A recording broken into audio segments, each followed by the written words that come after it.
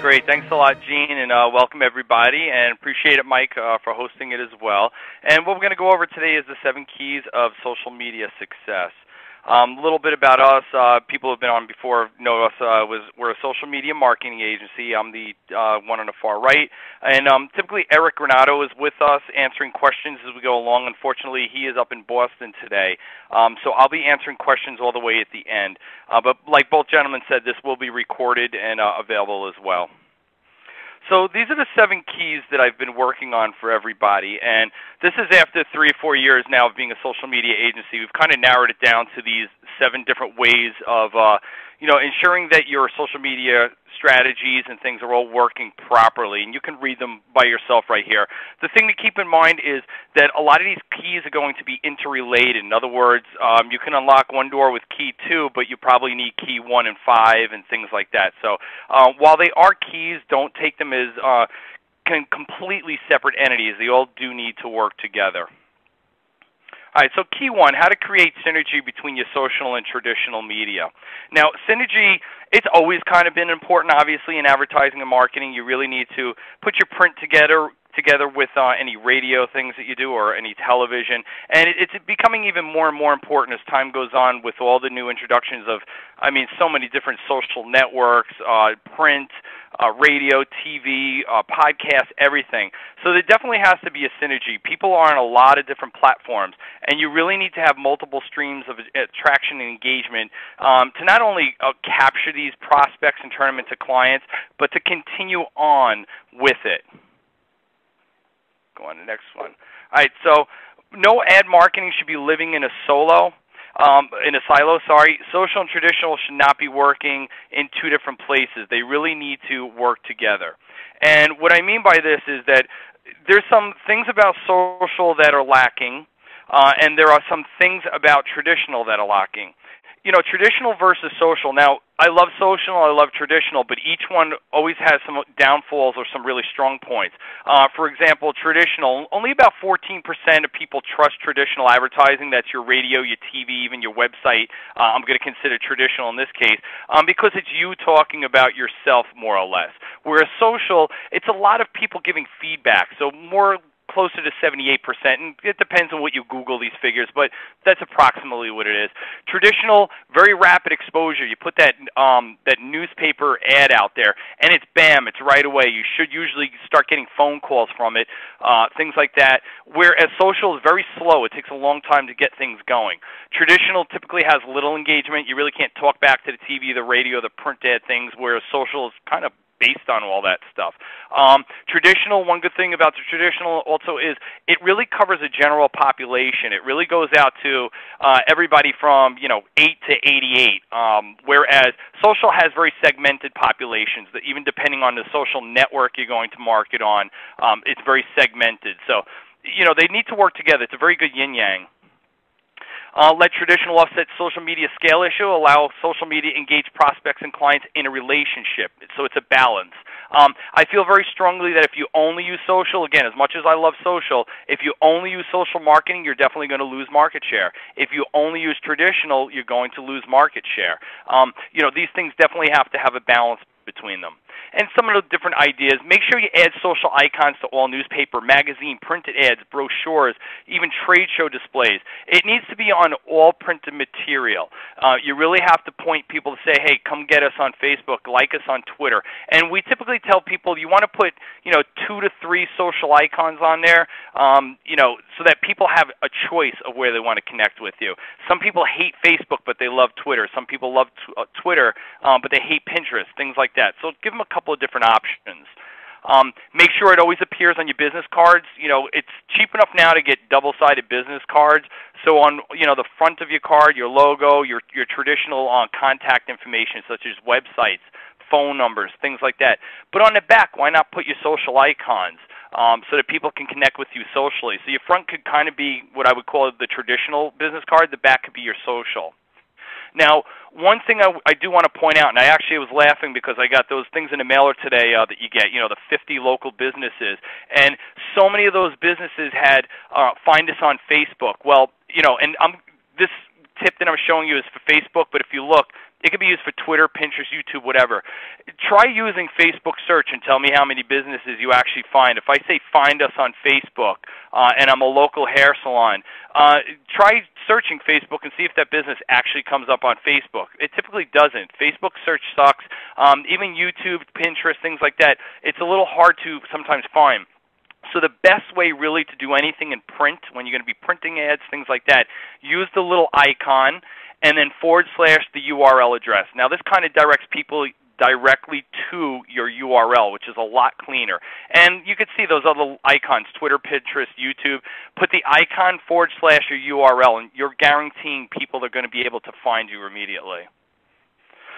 Your website, for the sake of this discussion, I'm considering websites traditional, even though it's kind of an online medium and such like that. But make sure your website links to your Facebook page or to your Twitter, wherever you want to draw people. And again, your website, don't disclude your website for anything that you're doing socially. You will always need an up-to-date, clean, SEO-friendly, branded website. It will always be paramount. While social, I'm going to call it you're renting the space. Facebook owns Facebook, so when you have your Facebook page on there, yeah, you have a place there, but you don't own it.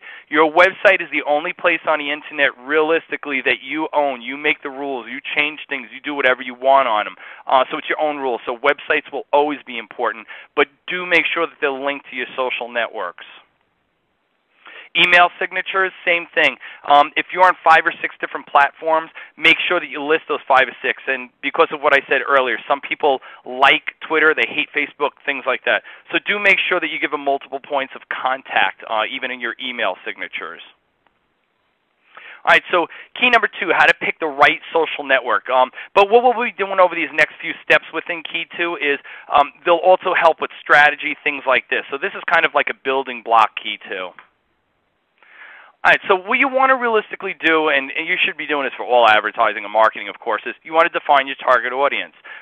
The great thing about social is never before could we gather so much information about people, if you think about it. Everything people do on Facebook or Twitter, all these other things, are always adding bits and pieces of information. And a lot of these social networks in the back end have algorithms that kind of categorize this stuff. So if you can define your target audience by a lot of different parameters, and obviously I just put generic ones up there. Obviously your business, however your audience is defined, you do need to define them as much as possible. And try and define them in a social context if you can. So step 1, define your target audience. Step 2, you got to kind of define what your goals are. Is it brand awareness, building advocacy? You want more customers, clients, strategic partnerships, things like that. Now, people, every once in a while we'll sit with people and they'll say, well, we want to make more money. Well, that's obvious. I mean, every business wants to make money. You're not going to waste time on a social network as a business if the end result. So I always say increased profits are not a goal. They're a result of goal setting. So it's important to set your goals, but not really think about that you really want to make more money. What other things do we need to do with these goals? 3, how much time per week can you invest internally? Now, you can read these through yourself, but here's the thing. If you find out at the end of doing these steps that you realistically only have 2 to 3 hours to spend on social specifically, then you really shouldn't be on 4, 5, 6 different social networks. There's just no way that you can build proper relationships with people being on all over the place. So the time factor becomes really important. If you only have 2 hours a week to devote to social, I'm going to tell you realistically, maybe you just need to be on Facebook and Twitter and that's it, or Pinterest and Twitter, whatever the combination is, but be realistic about how much you can actually handle building relationships with people. Relationships kind of take time, so you have to keep that into mind here. And how much can you outsource? There's a lot of content writers out there. We use a content writer for our clients once in a while just because if they're very specific, especially for things like medical, things like that, there's content writers that are specialists in certain fields. So outsourcing is not a bad idea for some of this stuff either. What other marketing initiatives in place? And again, going back to the synergy before, list out everything you're doing. Don't just write down, we have a couple of newspaper ads. Think of all the advertising and marketing you are doing everywhere so that you can tie it into the social and have that yin-yang effect of them helping each other, support each other. That's the most powerful. So you've defined your audience, your social goals, time available, marketing initiatives. besides helping a strategy, this actually will determine what social networks you need to be on. Now, I love when people just say, oh, we want to be on Facebook. Well, yeah, I know it's the biggest one, it's the largest one, but if your audience isn't on there and Facebook isn't reaching the goals that you want, it's maybe not the one you need to be on. For an example, and again, this is very generic, very watered down to what these different social networks, the three examples I listed on here, but there's a ton of other social networks. Of course, there's micro ones. There's one out right now called Feed, PHEED.com. That's a newer one. That's very artsy. So if you're an artist or a musician, you would want to be on Feed. But whatever it is, you can kind of understand these parameters. So if you are B2B, well, Facebook is okay. It has a little bit of a B2B component, but you might be better off being on LinkedIn. If you're targeting women, if your products are generated towards a woman audience, well, then you probably should be on Pinterest. So those 4 steps that we talked about earlier actually will help you determine which ones that you need to be on. All right, so key number 3, how to plan and execute a results-driven social media campaign. Now, we went over those 4 questions before. Obviously, there's other questions you need to ask yourself. But the thing to keep in mind is social media does take time. It's what you do with the time that determines success or failure. And, social media is great, but it's also one of the largest time wasters in advertising and marketing that's available.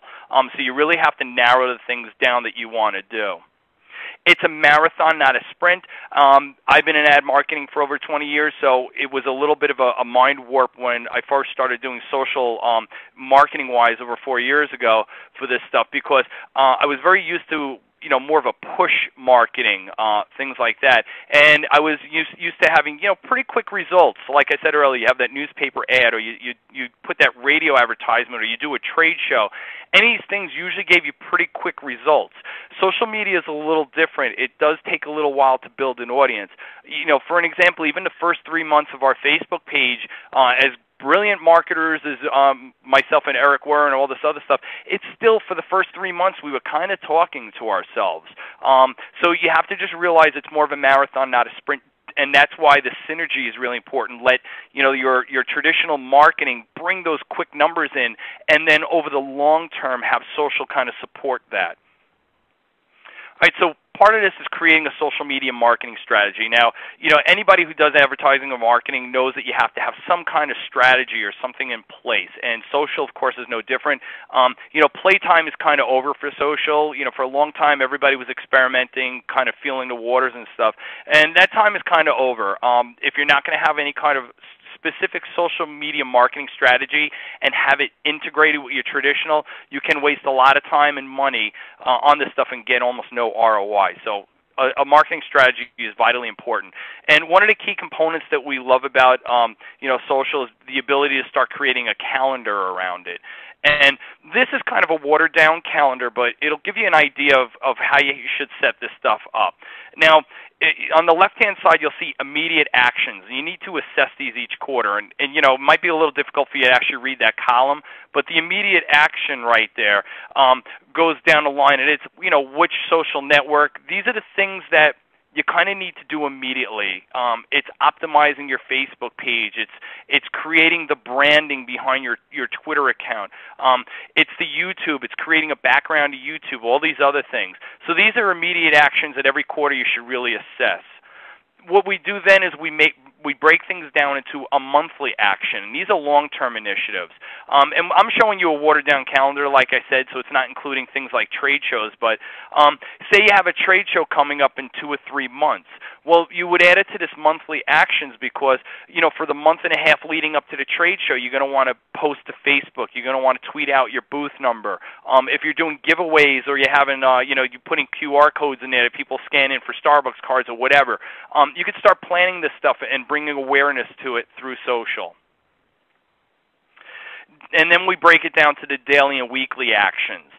This is where the day by day, it's Monday, we're going to do employee spotlights on Monday. On Wednesday on Facebook, we're going to do company news and updates.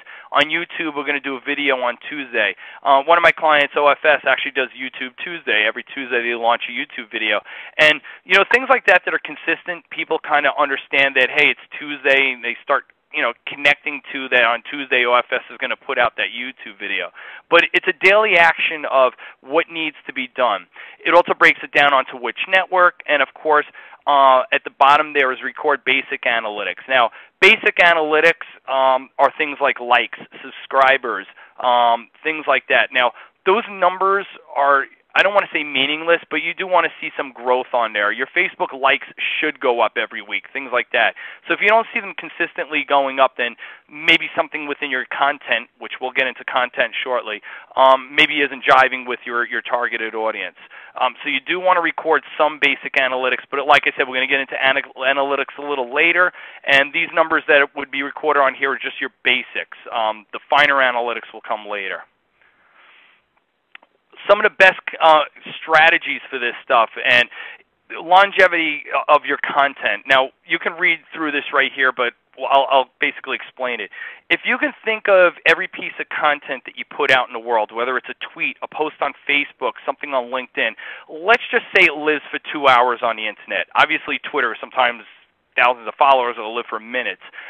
But let's just say every piece of content lives for 2 hours. If you take your content and you throw it all out there at the same time on Facebook, Twitter, Google+, LinkedIn, feed, wherever it is, it lives for 2 hours, okay? If you stagger the content, if you post it to Facebook first, it lives for 2 hours there. If you tweet it out a little while later, it's couple of minutes on Twitter, but then if you post it to Google the next day, it's another 2 hours. So instead of throwing everything else out there, at once across all the social networks, and it's living 2 hours because it's a major dump, if you just spread it out and stagger it, each piece of content out there lives for about 2 hours. So you're actually extrapolating the longevity of your content out there. The other thing is, people get fatigued. If I'm following you on Twitter and I like your Facebook page and I'm connected with you on LinkedIn and I go to my email, and most of these social networks have notifications, of course, and if I go to my email, say, and I see, Talking Finger posted on Twitter, Facebook, LinkedIn, I'm not going to follow you on those. I'm probably going to unfollow you on Twitter, because if you're going to push the same content out to me all at the same time across all the platforms, you're probably going to tune me out. And we're actually going to get into a little bit later on rewriting content for each one of the platforms so that you don't say the same thing. But the best practice for your content, and all our statistics bear this out, is that if you stagger things, it has more of a chance of being seen, read, shared, everything else. All right, so we'll get into content now. How to create compelling content. Now, obviously, this is going to be different for all different businesses. A pharmacy is going to have a little bit different than a clothing manufacturer, but it all kind of boils down to the same thing. Content is king. A good strategy, and even if you plan, remember that calendar we did earlier, you can have the best calendar based on the best market research in the world, but if your content stinks, it doesn't matter how great that calendar is or how you've staggered the content if no one's going to read it. One of the things about content is you really got to mix it up. It's got to be engaging. It's got to be open-ended, interesting, educational, fun, off-the-wall, contradictory. It's got to have a lot of different components to it, and it should be changed up continually. If I go to a page and I see it's really the same stuff over and over, just about industry news, it kind of gets to be a little minutia. So you want to kind of mix it up a little bit. And we always say ask questions, and that doesn't necessarily mean you need to use a poll or on Facebook it's questions, things like that. Ask questions means you really never want to say a statement per se. Twitter a little different. You can get away with making more statements, but the idea behind the content you put out there is to leave it as open-ended as possible, to ask people's opinion. If I just say it's nice outside, you can say yes, but if I say it's nice outside, what do you think? How's your weather been? It opens up conversation a little bit more, and it's a little psychological thing, but you definitely want people to ask, to respond to your content. Helpful, shareable.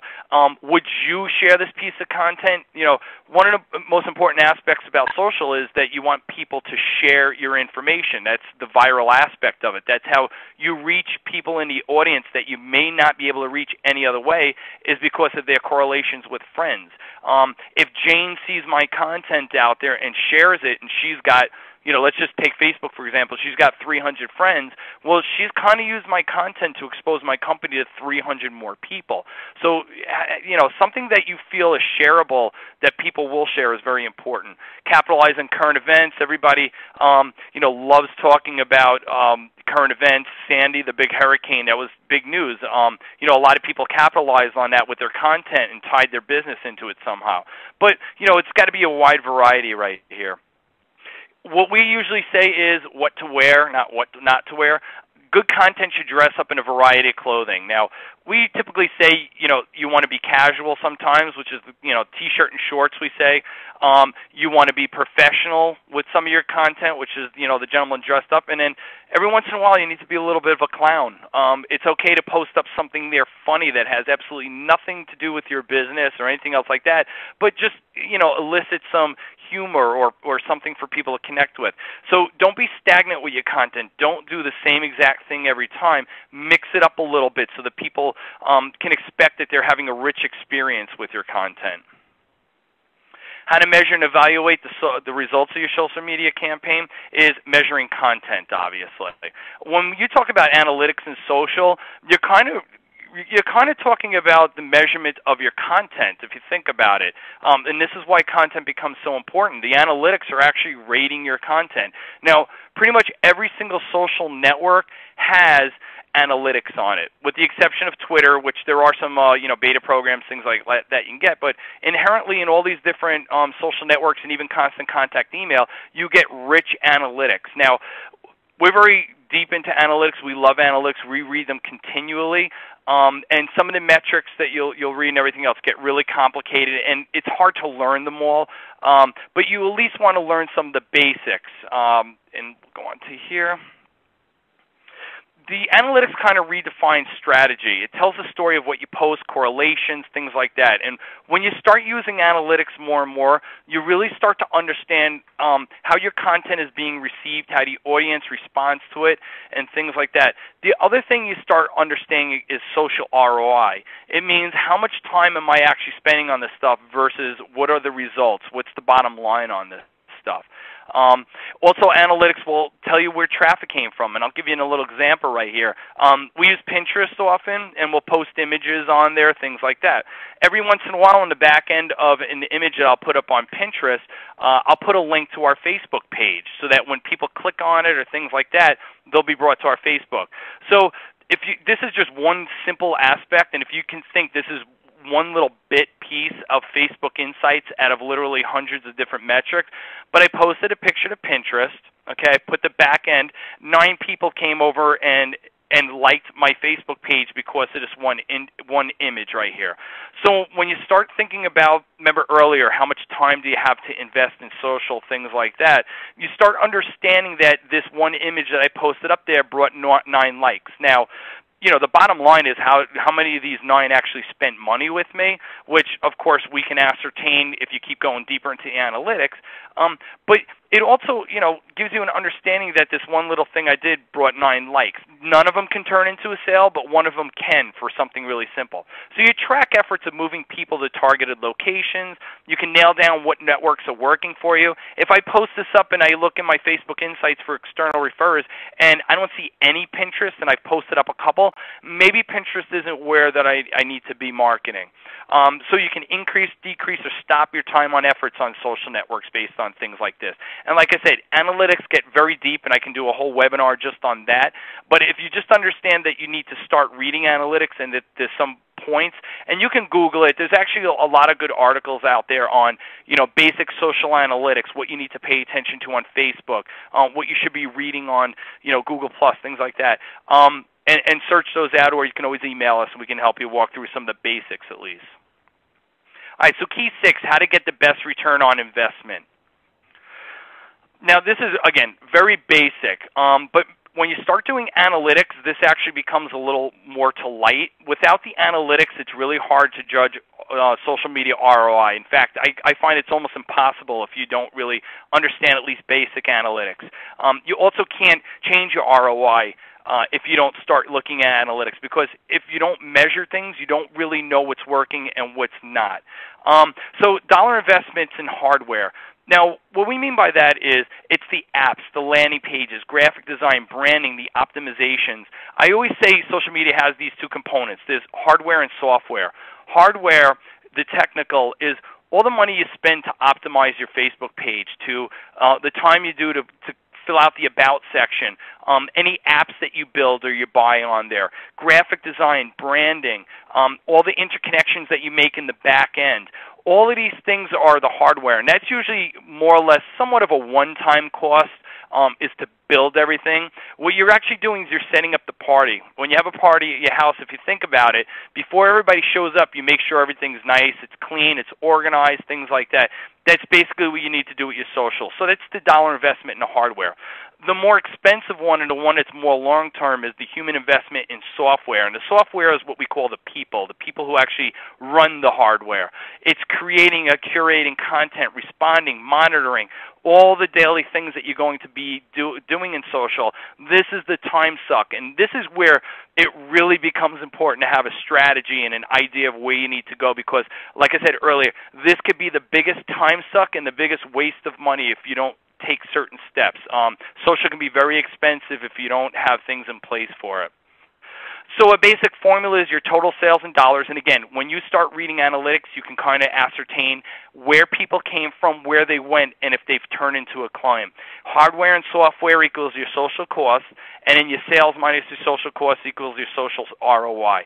Now, it's still a little difficult. It's like the same thing as, a billboard in that respect. Well, how much money do we make on our billboard? Well, it's kind of hard to ascertain unless your salespeople are very well trained and say all the time, how did you hear about us? Which you should get your people in the mindset of doing is, finding out how people actually found you.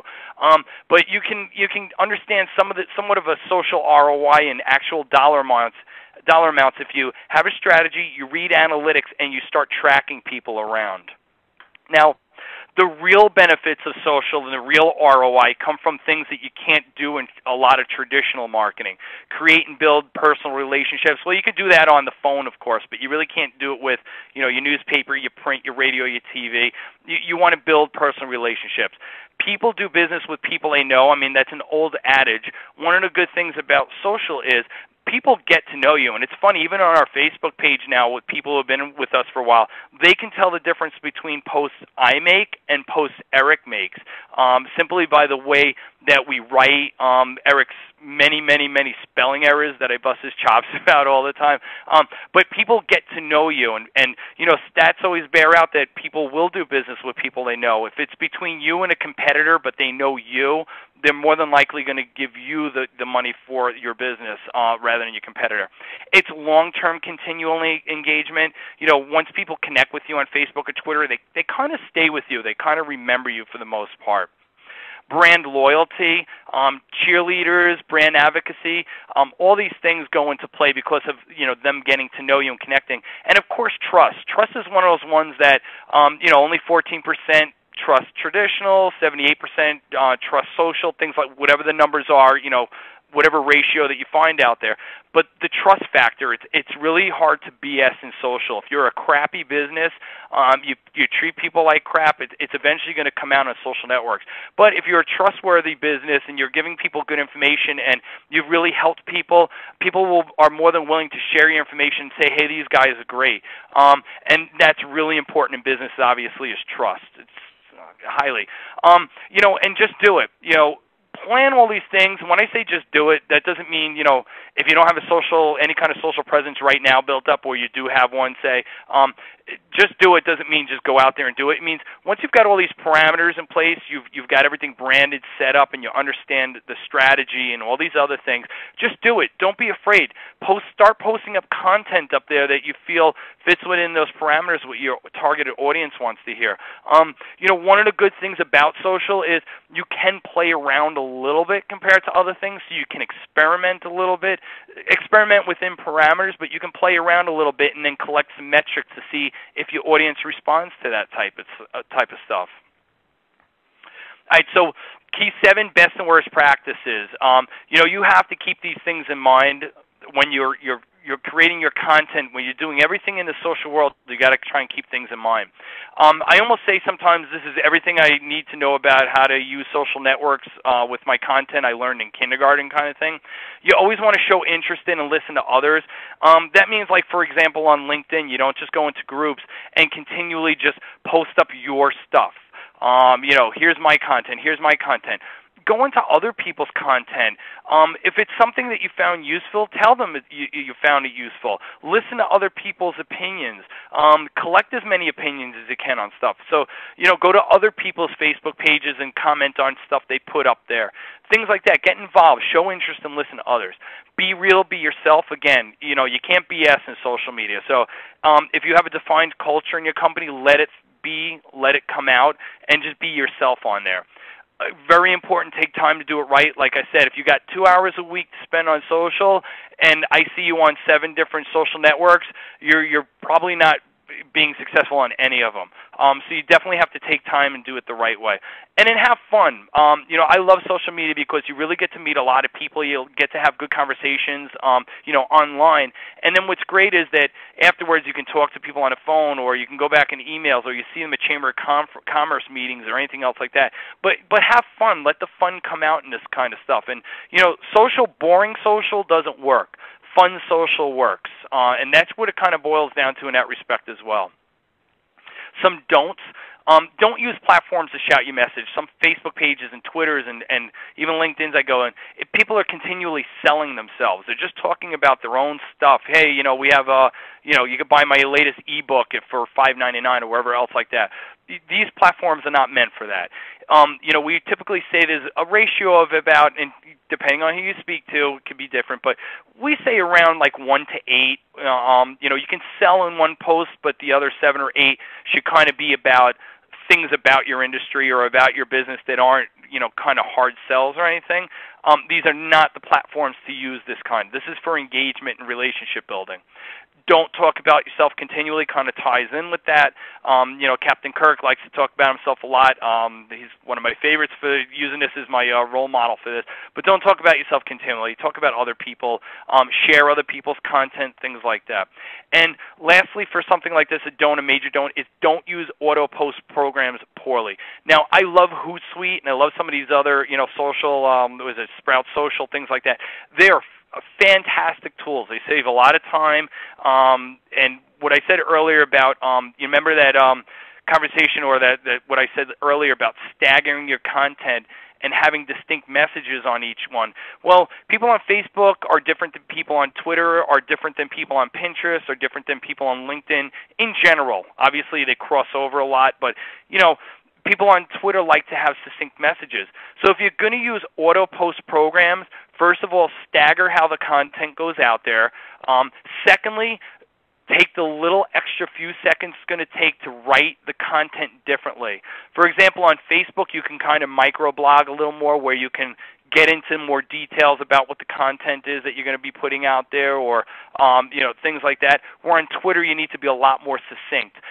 So make sure that when you're going to be using auto-post programs, that for each platform or each social network you're going to be sending this piece of content out to, it has variations on how it's described that would encompass that audience.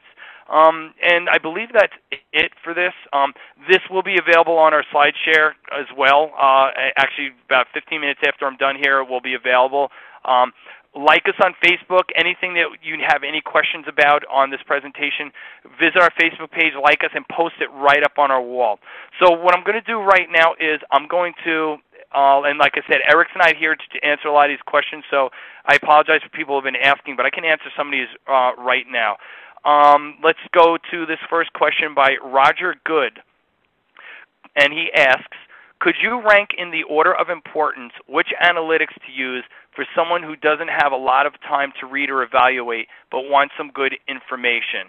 Analytics to use. Now, it depends on the social network, obviously, because each one has their own analytics programs. But, on Facebook itself, depending on how this is kind of hard to answer in a way because it depends on what your strategy is. Are you using people to push to Facebook, or are you using people from Facebook to push to a website, things like that? What you want to do is you want to look for the key metrics that would measure what your strategy is. For example, like that one I showed earlier about Pinterest. If I'm doing a major campaign on Pinterest and I push people to my Facebook page because that's where I want them to go, then I'm going to look at external referrers on Facebook's Insights because that's going to give me the best metric of how people moved from point A to point B. But Roger, you can feel free to email me once you get a few more details together and specific on which social networks you're actually discussing and or where the traffic needs to go, things like that. And I'll be more than happy to define some of the analytics that you should specifically concentrate on depending on your strategy. And that's the thing about analytics.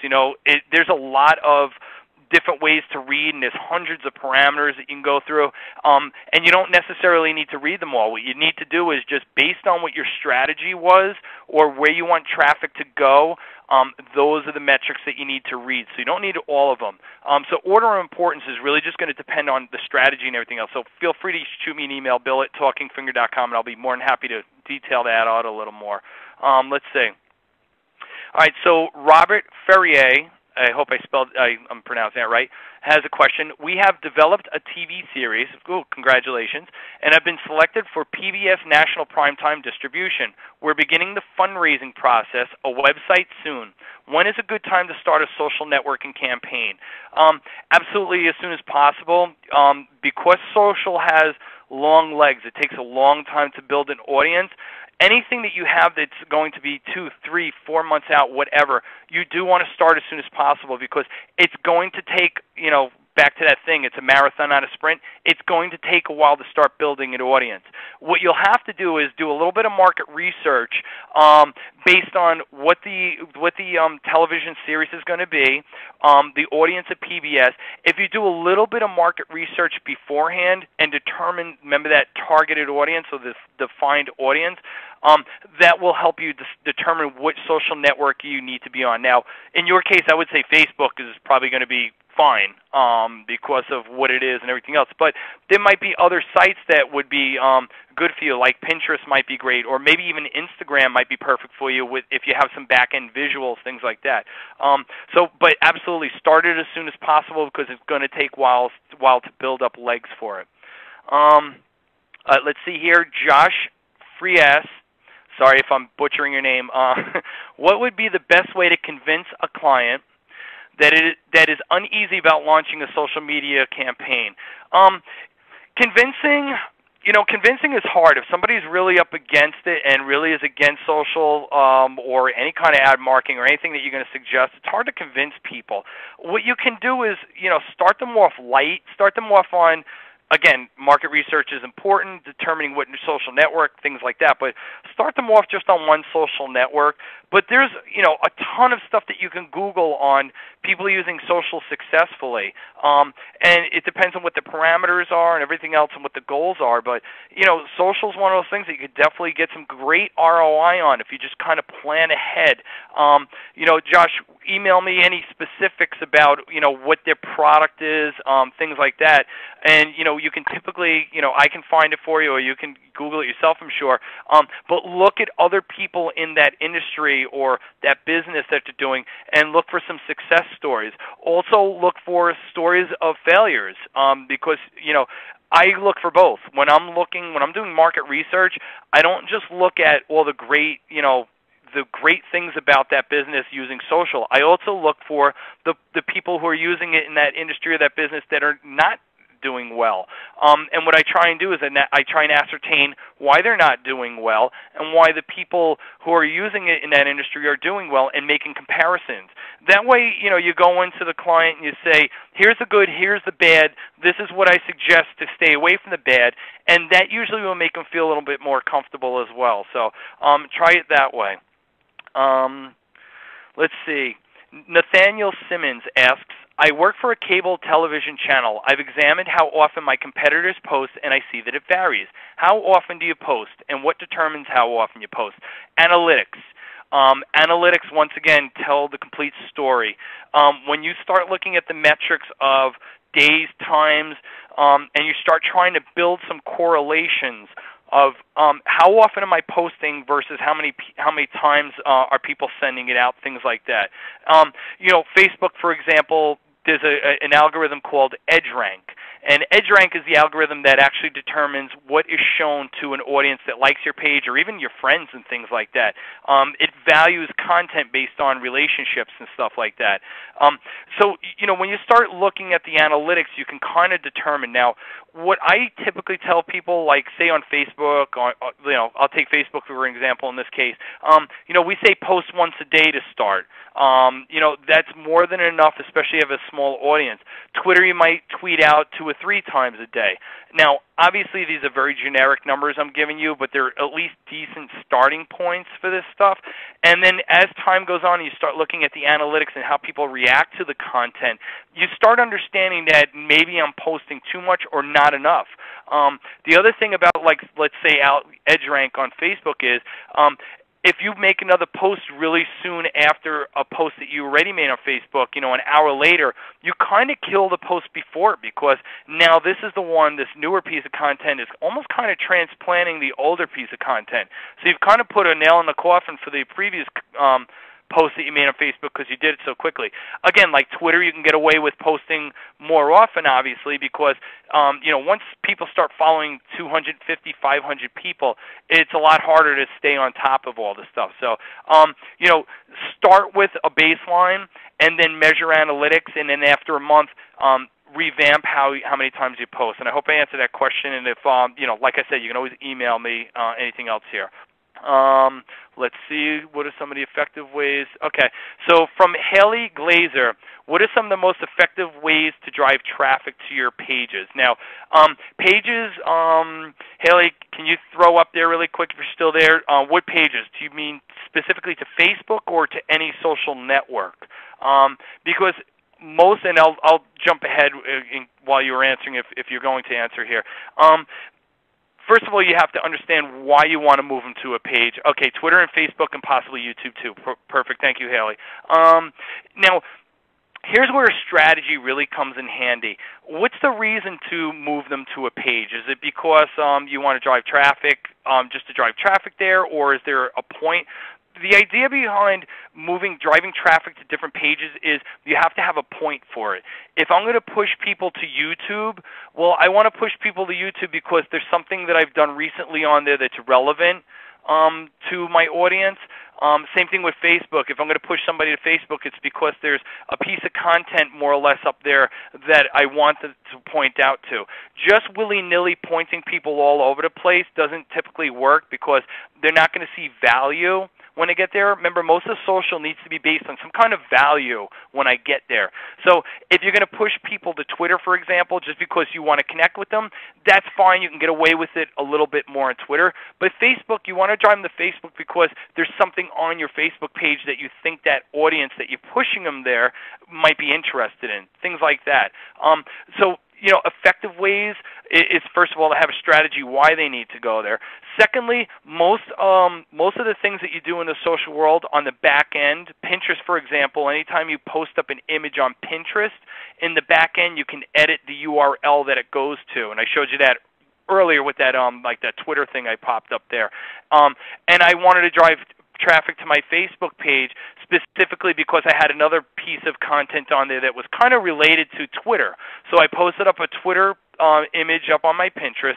I went in the back end, I changed the URL so that it drove traffic to my Facebook page, and when they got there, there was something on my Facebook page about Twitter. So have a reason to bring them there, and then change URLs or simply direct people there, and that's probably the best way to do it. Let's see here. John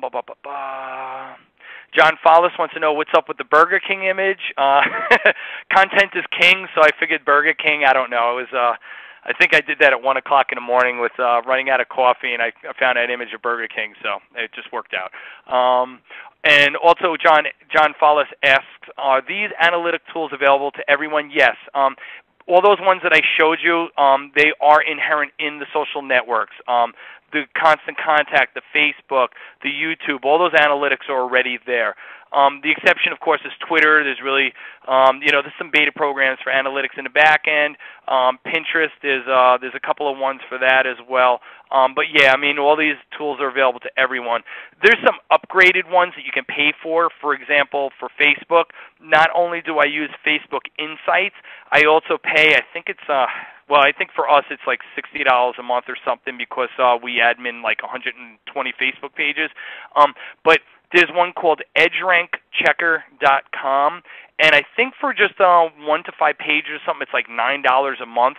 But what EdgeRankChecker does, for example, it's a pay-for analytic program, but it looks at your content through the eyes of Facebook's algorithm EdgeRank.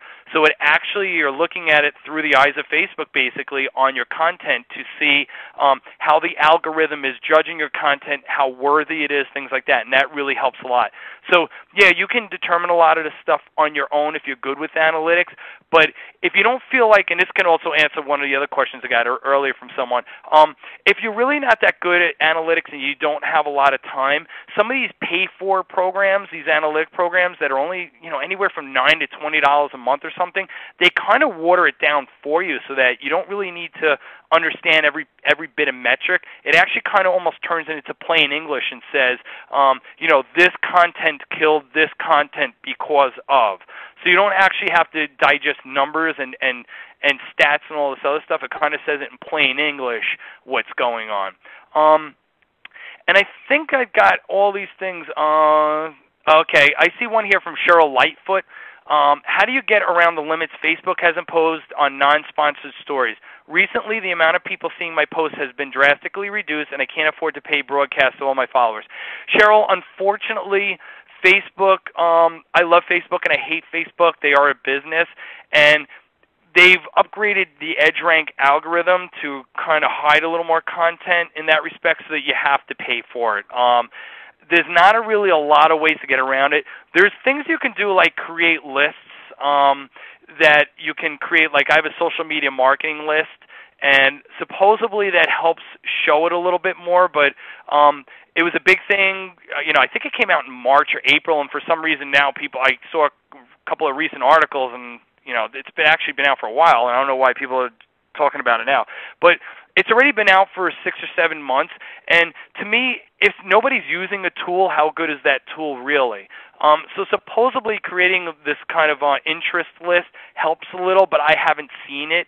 And the general population, you have to remember, on Facebook isn't into marketing.